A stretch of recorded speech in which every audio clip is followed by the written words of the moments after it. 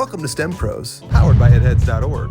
Where you get an inside look at careers in science, tech, engineering, and math. Today's guest is VP and Data Manager, Parker Z. My name is Parker Z, and I am a Vice President of Development and Data Manager for Woda Cooper Companies. My typical day-to-day will include analyzing markets to really decide where we want to develop real estate.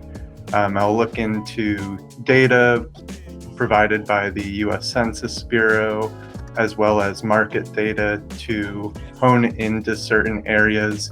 And I'll use this data to draw our company and our development team to decide exactly where and what towns we want to develop in, and even more narrow than that, what neighborhoods in certain towns we want to develop in. My company develops affordable housing, and a lot of what I do involves working with state governments, local governments, in this data-driven approach to real estate development. From the business side, this allows the company to earn money.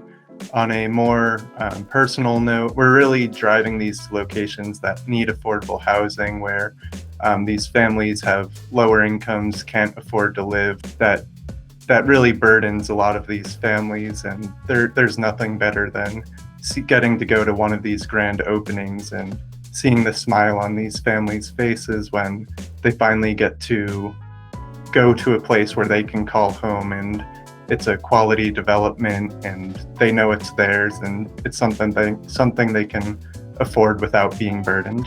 My interest in STEM and really data analytics really started from back high school. Even before then, I was always really successful in math. When I applied to go to Ohio State University, I actually applied to go into an honors math program, and I was accepted. And in the orientation for honors math, I was introduced to a role of data analytics, which was really a new field, and it was presented as like, if you've seen the movie Moneyball, which stars Brad Pitt and talks about the Oakland Athletics. Why don't you walk me through the board? This equation in the upper left right here, I'm projecting that we need to win at least 99 games in order to make it to the postseason.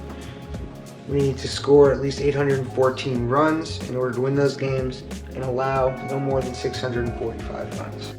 A lot of what the Oakland A's did to produce one of the best teams and the longest winning streak in MLB history, despite having one of the lowest payrolls year in, year out, was they took an analytic-driven approach. And that really, my love for baseball, my love for math, really combined at that moment. And I thought, maybe honors math and the theoretical path isn't for me. Maybe it's this data analytics where it's hands-on. I can see the numbers that have gotten me interested, but I can also see the real-world results.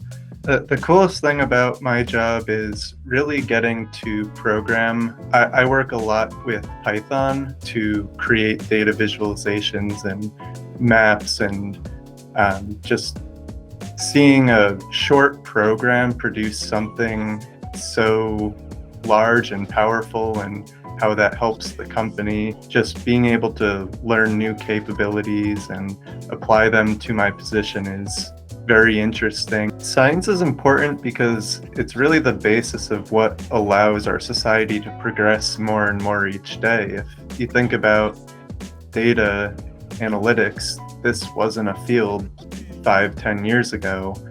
And even before that, 30 years ago, computer science was a new thing. And since then, it's progressed to be able to analyze billions and billions of data in seconds. And I can't wait to see what science continues to evolve in. And the more science we understand, the faster we can adapt to issues that come up, the faster we have solutions before issues come up.